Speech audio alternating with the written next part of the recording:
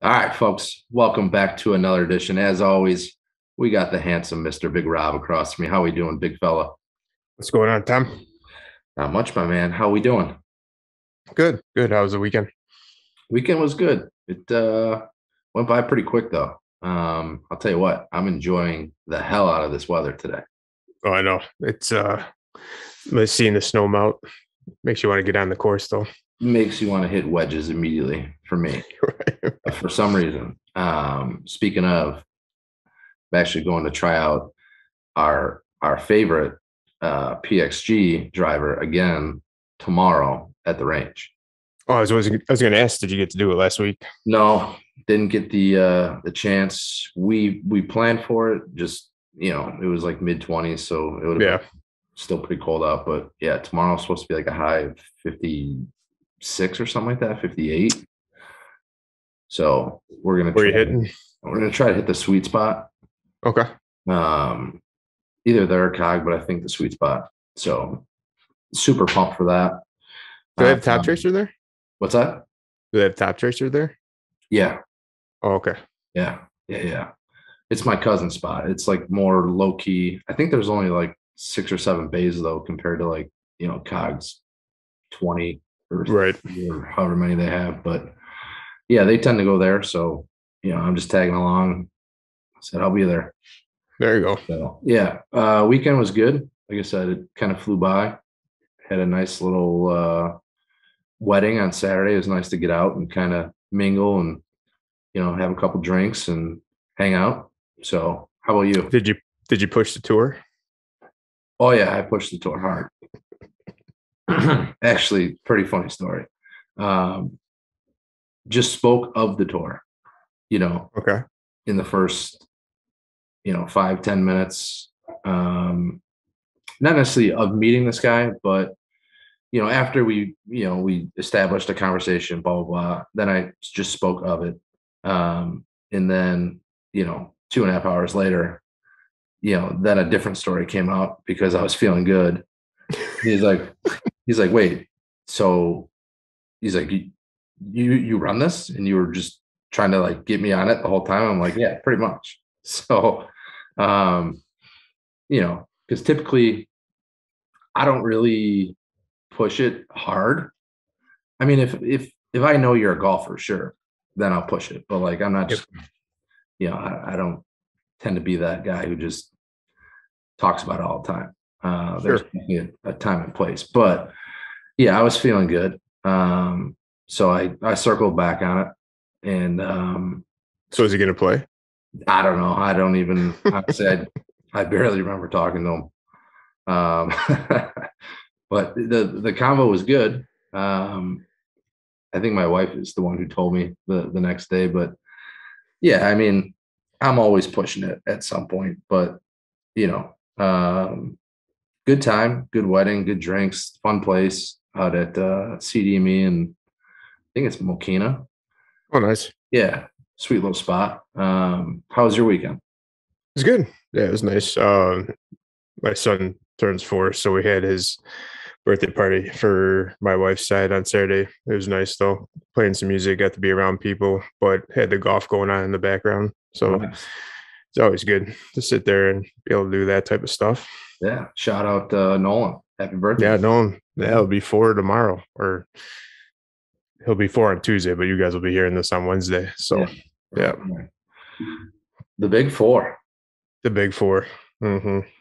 Lily turns 1 in what, Is 2 weeks? it next week or 2 weeks? Yeah. Something like that. I don't know. The fourth. It's coming. Mm-hmm. So it's been crazy, but yeah, it's been a ton of fun. But yeah, man, for something about it, the weather changing, the snow going away, just seeing grass, you know, Yeah. Yeah. is a great sign. It's kind of funny because like Carriage Greens, they've had their pins through even through the snow. So like driving past there the other day, getting to see the greens again. I mean, even though that's just a nice course, not a nice course, but it's an easy course to get to play Uh-huh. a quick 9. Oh yeah, I was thinking about that earlier. So I'm like, I wonder if there's anything open right now because I'm sure Dude, I'm almost positive there's probably going to be people golfing tomorrow. If there's a course open, I'm sure there's going to be people out there. Well, you always want those guys. You always have those guys that like to say, "Oh, I played in January or I played in December or Yeah, February." So right. I think we talked about this in an earlier podcast, and we'll see if I stay true to it. But I believe I told you like I'm turning a leaf, and I'm no longer going to be that guy that plays in like 38-degree weather. Like I'm just going to wait a couple more weeks. I found myself thinking about that today. I'm like, I would go play in a heartbeat. today wasn't. I mean, today was nice. Yeah, right. Today was beautiful. But I'm saying, like, for instance, next week, it's supposed to get back down into the 20s and be cold again and possibly even snow. But, I'm saying, maybe 3 weeks out from now, right? Mm-hmm. And there's like a 42-degree Saturday. Sure. And then be Jones. Well, see, that's funny that you say that because, we got our little shootout on that Saturday, but we always do that. We have a group that does Masters Friday, and we, jump from course to course, and our cutoff is a 42-degree if we're going to play or not. So if it's 42 and above, we'll play on Masters Friday. If it's below 42, we'll be at the Whistle Bar watching the Masters. I like that. I like that. You know what? Maybe I'll go to that rule from now on and just put a, kind of a threshold in there. Be like, all right, if it is, 42 or whatever that number is, maybe I like that actually. Because we're in a cousins group text, and there's like it's pretty split in half. Like one cousin's like kind of he'll play whenever, and then the other one's like, dude, it's 36 degrees out. Like right. So I think you remember last year, opening day, Water's Edge, it was freezing. It was like it had to be high 38s ish. Maybe even lower, but that's essentially why we moved the schedule back. So, hopefully we don't have that this year. Mid-April, it's even if it's raining, sure, whatever, that's annoying, but as long as it's like 10 degrees warmer, that's a huge difference. Yeah, I mean, it always seems the week after the Masters is when the nice sunny weather comes in, right? Because it's always like, it's kind of funny. We've been doing it for like 12 years or 13 years now. And it's like, I could only count like on a handful that how many times we've actually gotten to play because it's either too cold or snowy or rainy. But then it seems like that week after Masters, it's always like, oh shit, why couldn't this been the day last week? Because it's always usually sunny in upper 40s, it feels like. Right. So I'm excited to send you or put a video. The PXG? Oh yeah. I can't wait. Hopefully. So are you going to compare it to your Titleist tomorrow? Are you going to hit both? Yeah, but we got to see both. We got to see the numbers for both. Yeah, I don't know if I'll have time to do that, but that's something that I'm personally going to do for sure. Just because I don't know how many guys are going to be there tomorrow and the way that they do it, because that there is only so many bays. Basically one guy goes in, gets like 10, 15 rips, and then we kind of just rotate out. So, I don't want to be that guy who's like working on his drivers and switching out clubs and stuff like that. But I am going to do that in the near future, on my own, just to give it a one last go. And of course, I'm going to probably game it for a little bit and see, what kind of action I'm getting there. But did you catch any of the Genesis? Yes, I did. I watched a good portion of it. Like I said, Saturday was catching it without the commentary, but a lot of it yesterday, and then majority of Thursday, Friday had it on in the background. It was I enjoyed it. I thought it was pretty good. I mean, it was like a blowout for a little bit, but yesterday Colin made it pretty interesting towards the end. Yeah, I was just gonna say, first two rounds, kind of boring, obviously, because Neiman just went bananas. Set the 36 hole Yeah, squatting for record. Genesis. Yeah, the guy just went crazy. I mean, open up 63, 63, like, and then, he kind of played defensive Saturday, Sure. Sunday, which he could have Yeah. done. But to your point, it was fun to see, Colin, even Young, and then Well, T almost went back to back, man. I thought yeah, Colin had a good chance. yeah. As soon as Young chipped in on like 14, I was starting to get a little nervous for Neiman. 14 or 15, something like that. Yeah, I think it was like 15. Yeah. Yeah. Um, Well, because then the next hole was the par 3, and I think Neiman fired right at the pin. Yeah. Because that's when Young was short in the sand, I believe. Yeah. But yeah. But yeah, what a. Because then Colin had that chip in too, didn't he, on Sunday? Yeah. I remember it. Which was ridiculous.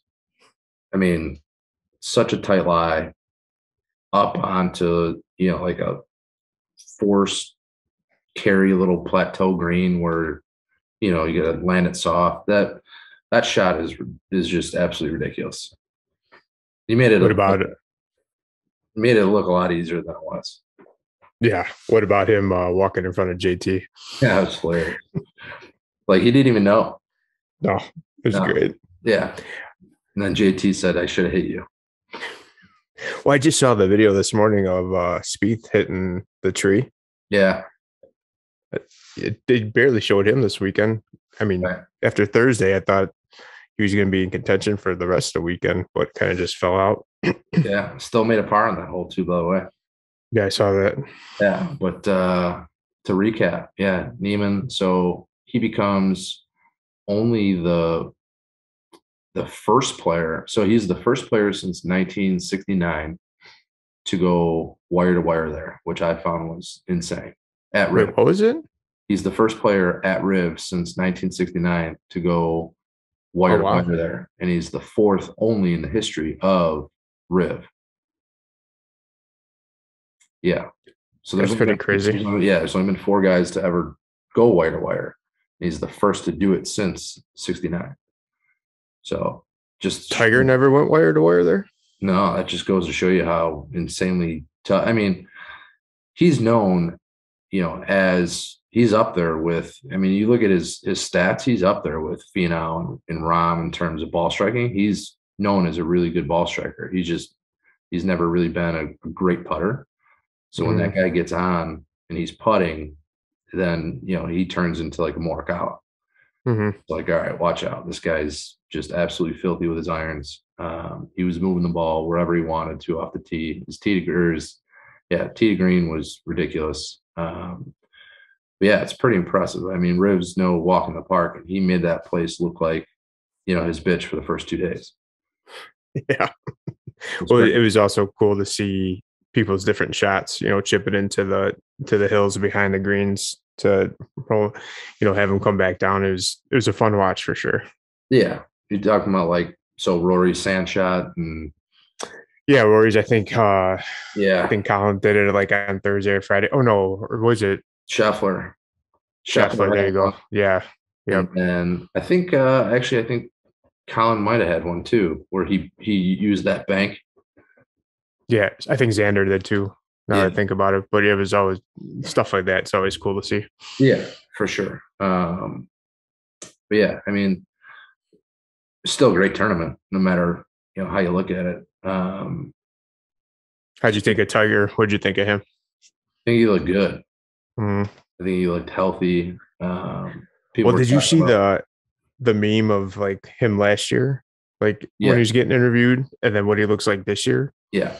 I think it was No Laying Up that actually put it up for like you couldn't tell that. I mean, you wouldn't be able to tell that he was in a terrible car accident. You thought he would have been, but it's crazy. Well, I think it was your boy Justin Ray who made a big deal of Tiger walking up the steps. I guess those steps are the steps where 18's at. I think 52 steps, right? And I guess they're no joke. And I guess a lot of people were under the assumption that Tiger was going to, cart it back and forth up and, taking the steps. And I guess he showed no sign of having, almost lost his leg. And basically guys were like, yeah, he dominated those steps, so he's going to be playing in the Masters. And realistically, when do you think he comes back for a tournament? I think he'll be back for the Masters This year? Yeah. I don't Really? think. Yeah, I think that's going to be probably his first event. And if he doesn't come back for the Masters, which would be a wild move to be his first event, but I don't really see, just looking at the schedule. I mean, yeah, I think that's probably the earliest I could see him coming back. But knowing Tiger, like, I don't think he comes back playing a major off the bat. You know what I mean? Mm-hmm. So I might have to change that answer. But I would say not as late as people think. Like, a lot of people are saying, the Open, which he's won twice there or three times at the old course. So people are saying it's flat. Like, that's where he would most likely come back. I think he'll be back before that. I don't know which tournament, but it would be insane if he came back for the Masters. Although that's a rough walk. So, right. That is crazy. When do you think he's coming back? Definitely not the Masters, but I think I can see the Open, like they're saying, for the walk and everything like that. But I mean, he did look a lot healthier. So that was one takeaway. I got a kick out of the on Twitter, the meme, or not the meme, but the picture of him and Rory talking, and he's sitting there laughing, and people are like, "What do you think they're talking about?" type deal thing. Right. Yeah.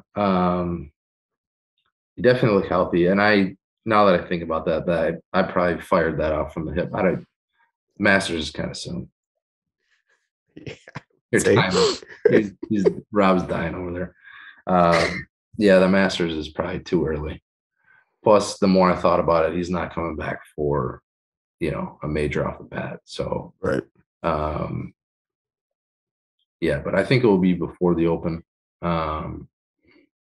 The Rory pick was awesome to see. He looked, like I said, he looked super happy there. I wonder if they're talking about Phil. Strong possibility. Yeah, who knows? Speaking of, what's going on with that guy? It was crazy. Like, listening to Shotgun Start this morning, and following Twitter and all that stuff. It's like, they made a good point of, in the beginning of the week, the SGL had some good traction, right? They're up there, and then in a matter of 48 hours, like DJ, Bryson, Rory ripping them just kind of took all the wind out from underneath them. It's just like, it's just crazy. And then Phil's comments coming out from November, it was it's definitely interesting. Yeah, I see. I've actually learned a lot over the last week, just from reading different articles, listening to different podcasts. Like, there's been, so ever since his quote came out via Alan Shipnuck with the Airplay Collective, like, that basically set the tone. And then all these other guys started jumping on the bandwagon. And the one guy I listened to a podcast literally called him a dirtbag. He's super unlikable. And I was sitting there and I'm like, where is this all coming from? Like, am I just not that informed, or like, do these guys know more than the average Joe? Like, I always knew Phil, whatever, he's an egomaniac, but like, he's always, at least doing some kind of, act of kindness. Like, he's very into charities, and like, sure, he had the whole, insider trading, blah, blah, blah. But like, to call him a dirtbag, I thought that was strong words. But then again, like, I don't know the full story. So I'm looking forward to Alan Shipnuck's book, essentially the biography that he wrote on Phil. And then that's where that quote stems from. Sure. That you're talking about from November, which actually I'll go ahead and and read that now. So Phil said they killed Washington Post reporter and U.S. resident Jamal Khashoggi and have a horrible record on human rights. They execute people over there for being gay. Knowing all this, why would I even consider it? Question mark. Because this is a once in a lifetime opportunity to reshape PGA Tour, how the PGA Tour operates. Mm-hmm. So obviously people took that and just ran with it, right? And it goes further. He calls them, motherfuckers. But here's the thing.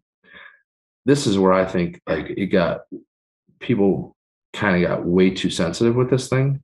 Is like, is it a double standard? Like the U.S. and the Saudi have been working hand in hand for years. Like we're the biggest export of Saudi. There's who's not to say like, basically what I'm getting at is like, how do you differentiate what is blood money, what's not? Like you think U.S. dollars is clean money? Like no, there's so my stance on it is like, well, okay, if Phil was for sure if he was legitimately trying to leverage the Saudi Golf League to then give these guys on the PGA Tour like guaranteed contracts and to, help build the PGA Tour moving forward in the future, then that's different. But if like Phil was trying to work with the Saudis and then that kind of like backfired, and then he went and just shit on the PGA Tour, which what it seems like happened. And then he kind of got caught in the crossfires. Right. And I think that's where people see this at. And I don't know. I could care less either way. So I just try to remain neutral until I hear more from Phil. Because the guy's not an idiot. Does Phil think he's smarter than everybody else? Probably. But Phil's not dumb. So to put himself out there and in this position, I think there's more to it. I think Phil knows more than us. I think Phil knows maybe some things he's not supposed to know. I just think there's more to the story for him to. Yeah, I mean, it'll be interesting when he finally decides to talk about it. But yeah, I mean, just seeing DJ on Sunday morning and then Bryson following DJ Sunday afternoon. Well, yeah. So here's my other thing too is like, and I'm sure what Phil had to say impacted their decision heavily. I think the way that Phil said it, right, is what has everybody up in arms. Like people are like, I can't believe he was so knowingly like wide open or wide eyed about it. And it's like, okay, well, are you going to be really that naive and act like you don't know what's going on? So it's like, just because Phil came out and said it, like, is it really that big a difference? You know where that money's coming from. Like I said, the U.S. is Saudi's biggest trader. Like people, I don't get why people are so shocked by this. And I guess it is the way that Phil just came out and said it. But do you think DJ's in Bryson's camp and Lee Westwood's camp, like, have these guys not had that conversation before? And Yeah. it's kind of just getting brushed under the rug just because they didn't openly come out and say it. So that's kind of just like where I stand. I think it's, if you bring up the idea to go play in the league, no matter what, it should be well known that you're very aware of what is going on. Just because he's the one who came out and said it and was kind of the representative, however you want to look at that. Yeah, sure. I mean, is what it is. But like I said, I kind of stand neutral just because I think there's more to it. To your point, though, I think that ship sailed, especially with DJs and Bryson's, essentially their pledge of allegiance, to the PGA Tour, and so yeah, I think it's dead in the water. But I don't know. I just don't know. I definitely see the side where everybody's kind of up in arms about how Phil is just able to openly say that. But then again, it's like, well, what did you think was going on? So I don't know. It's kind of a weird situation. Like I said, I'm not very political. I don't really get into all that mess. So Neither am I. I don't really give a shit either way.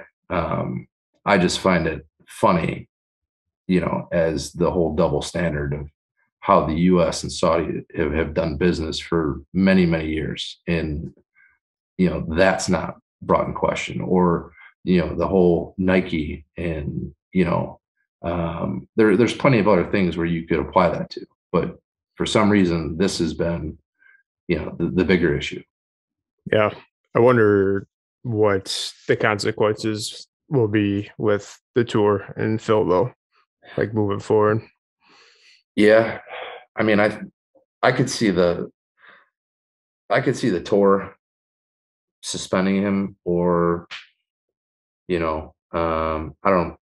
don't think banning him would be the right play, but I could definitely see some repercussions. Right. I People were getting so ridiculous. Like, people are like, oh, the Masters should rescind his invitation and blah blah blah. I'm like, come on. So, but like I said, a lot of the interviews that I've heard over the last week, especially the one podcast from, I think, Will Bardell or Bardwell. Anyways, he was pretty open about how Phil has been a super unlikable guy since he came out of college. How he's essentially a dirtbag, and that Phil has a lot of relationships in public relation that have saved his Hmm. career. So, like I said, I kind of was unaware of that. Maybe naive to it, yeah, just because I tend to like Phil, Right. which doesn't change my stance either way. I enjoy him, as a golfer. Uh, Sure. I think Well, he I mean, think about that whole they didn't have Twitter, they didn't have any social media. So if there's stuff back then, we didn't really ever hear about it because we just watched what we watched on TV. right. And I think this was like, an opportunity for all of that to come up. Like, once the can of worms was open, people have just been piling on. Mhm. All these other stories are coming to light. But yeah, so Alan Shipnuck, who is with the Fire Pit Collective, is the one who is writing um, an uncensored slash, you know, um, so Phil agreed to this interview, this phone interview. He then told Alan that he wasn't aware that it was on record. Alan claims that he told him it was on record. So that's where this whole thing stems from. And, this is going on 4 months where this guy had to just sit there and keep this all bottled in, and Right. finally got to, unleash. So, but that book, I listened to it today. Not the book, but the podcast about the book, the release of it. He says, it's everything. It's Phil's, shortcomings. It's Phil's career. He said, even if you are a big Phil fan, you'll after reading this book, you'll even be a bigger Phil fan. Like, he says, it is messy, but there's a lot of good stuff in there. So I'm not even a book guy, and I'm super pumped to get that. Hopefully they have the audio version. Yeah, right. Seriously, speed it up 1.5 times. 1.5, Yeah, no less. right. But anyhow, we don't want to spend too much time on that, just because, you know, like I said, we're not here for the political movement. Um, but Rob, what we did do over the weekend is, not only were you at a birthday party, I was at a wedding.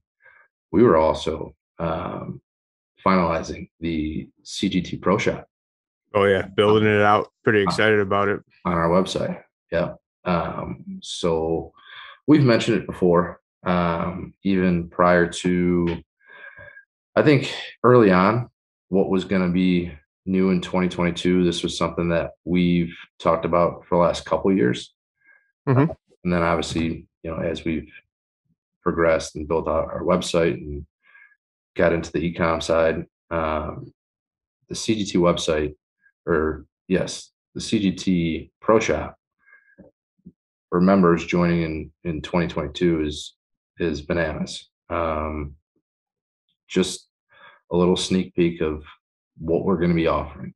So, and this is for members only. So once you register, you'll have access to the member website, which you'll find the CGT Pro Shop.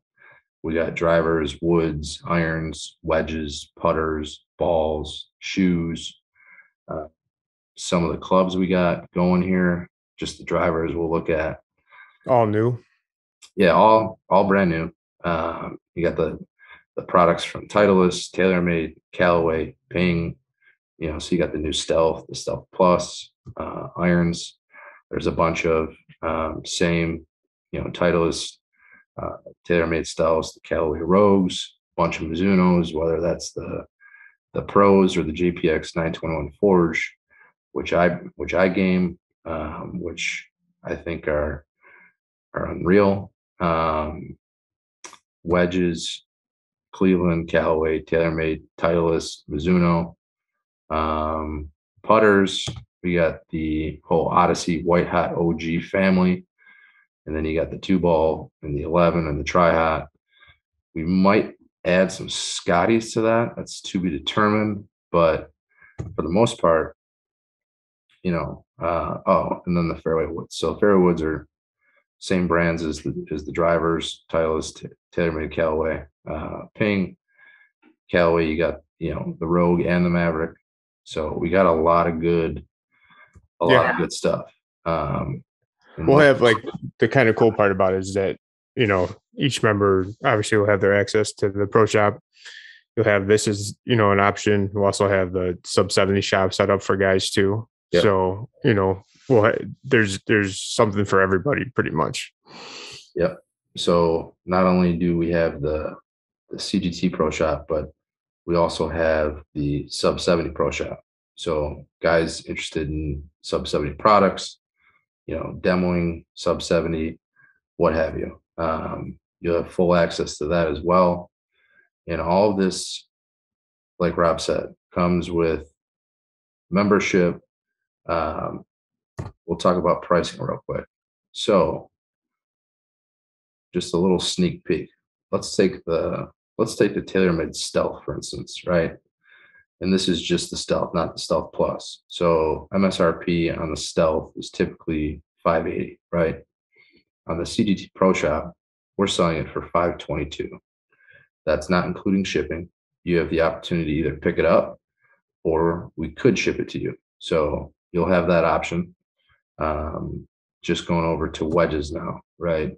So we'll look at the TaylorMade milled grind 3. So MSRP on that is $180 a wedge, which is absolutely bananas. I remember when wedges were like $110 a piece. Right. So anyways, $180 for a wedge for the milled grind 3 from TaylorMade, and we're selling those for $162. We'll jump up to the Cleveland RTX full face. MSRP on that is $160. The CGT price is $144.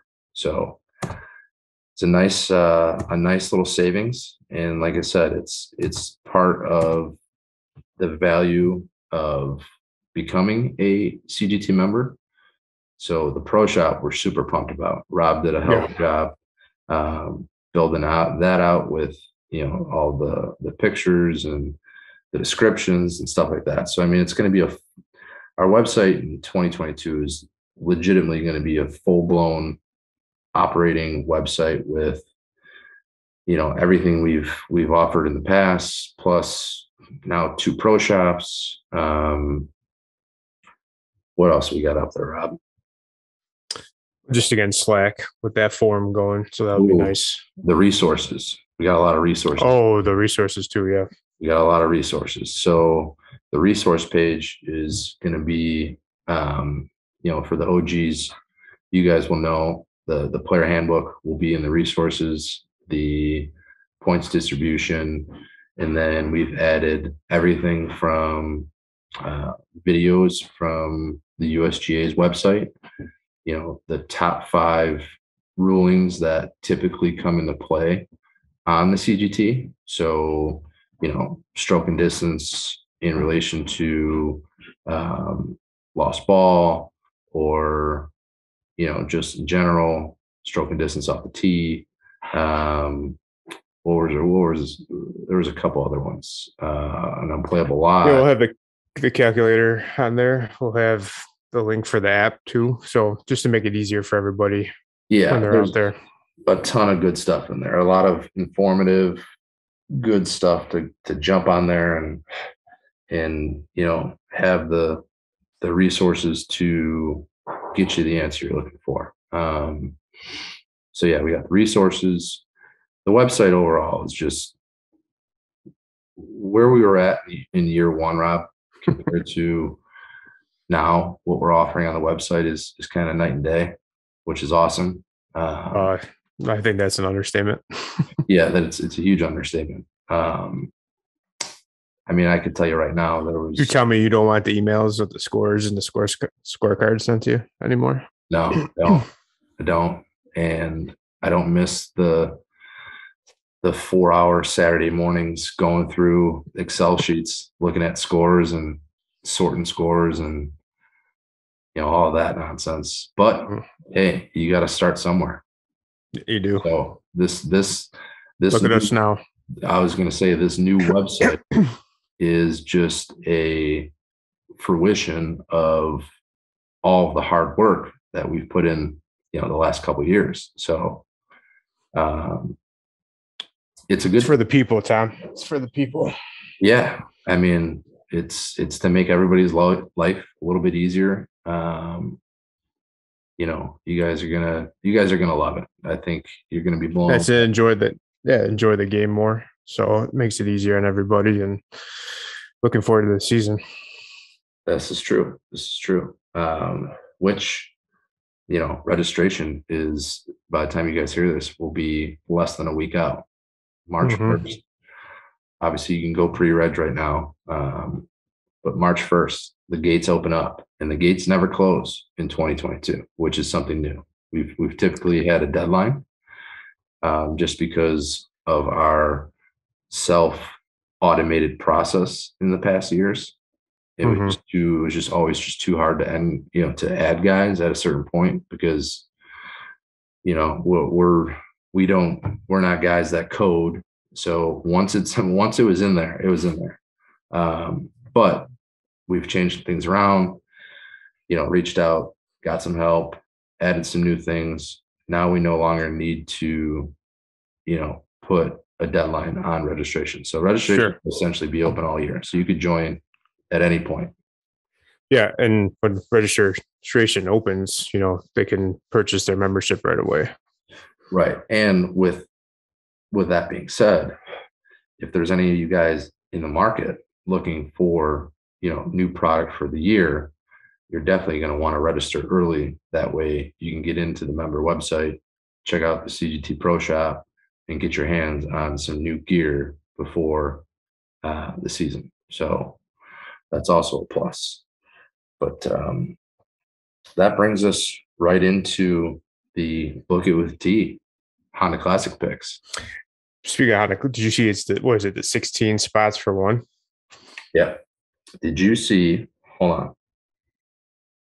Did you see what was his name? Gellerman on the Corn Ferry Tour? Really? He put it on 18? No. Yes. Yeah, I just saw it last night. I wanted to puke.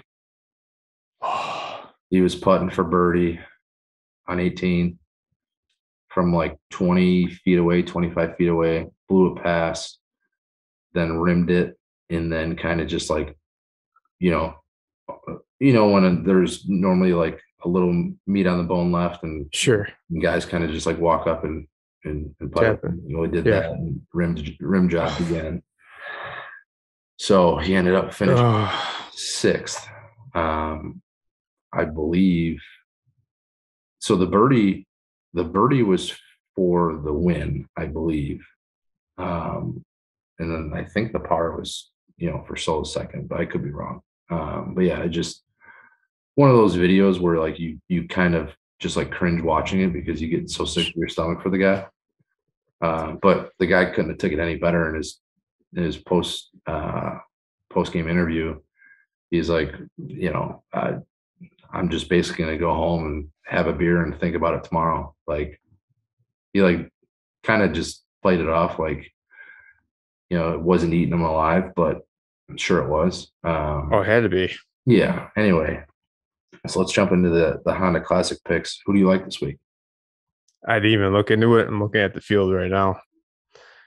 So I normally, obviously, we're with T.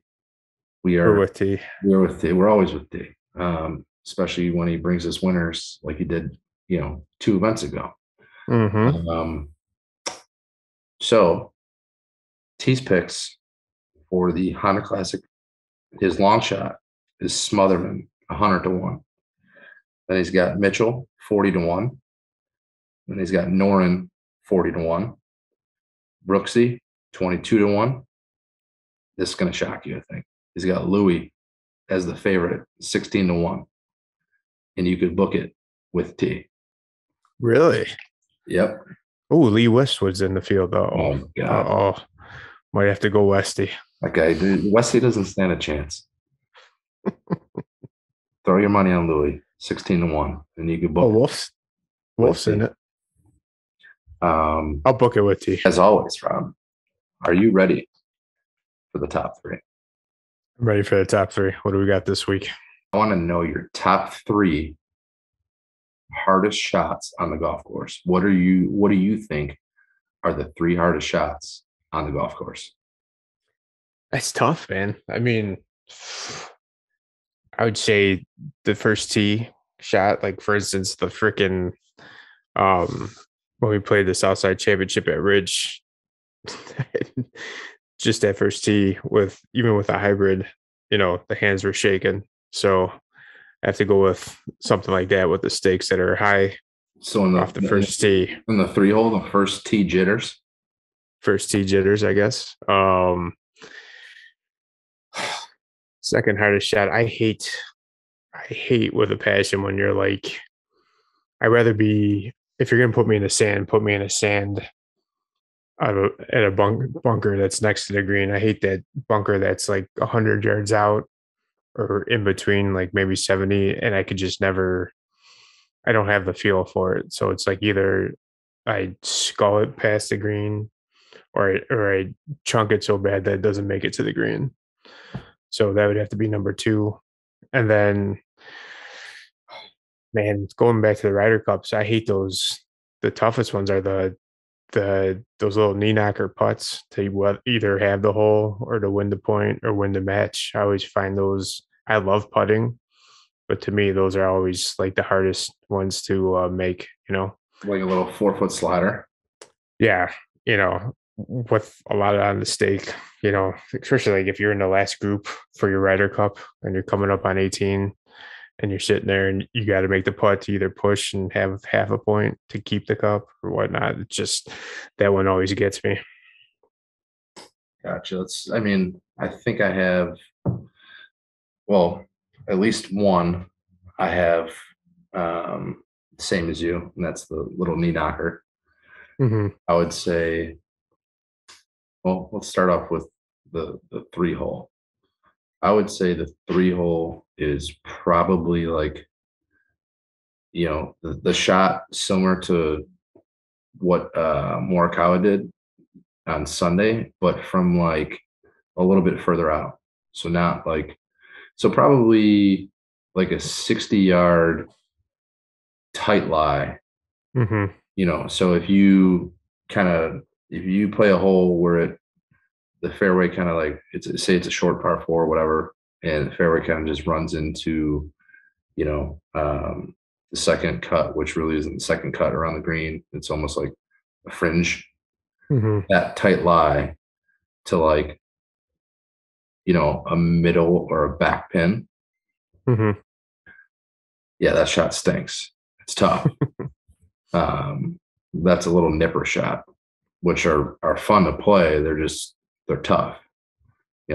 Basically I'd be hit absolutely perfect. Otherwise you're, like you said, you're either scold or, you're coming up short. Mm-hmm.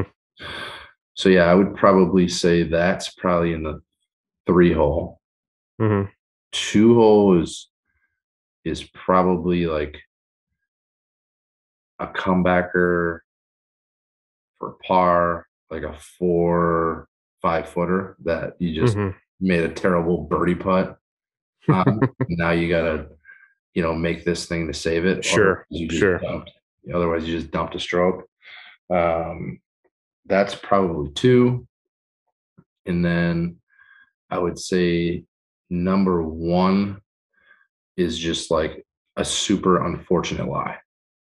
So whether that's like a good tee ball that really isn't like, that far offline, maybe you kind of Mm-hmm. just blew it through the fairway a little bit, Mm-hmm. but it wasn't like, 3 fairways over, right? Mm-hmm. Basically a well hit shot that just ends up in, a shit spot. So, Sure. and to this point though, like you can't play it. Like you have to punch out. That's why it's Yeah. like, The punch out. Yeah. The punch out. Yep. right. So it's like just an unfortunate shot that you get a shitty lie and then you can't go through a tree or, it has to be punched out. So Yeah. yeah, that's probably my top 3. I just feel like that's, a complete waste of a shot when you have to do that. But, sometimes you just got to take your medicine. Gotta take the medicine sometimes. Yeah, those tight courses or those old country clubs that we play sometimes. I'm not a big fan of that because it seems like there's a lot of punching out. Yeah. I mean, the old high burrito and the 7-iron come and play at those courses. Mm-hmm. Yeah. But until next time now, we'll see you in the fairway. See you in the fairway, Tom. See you, buddy.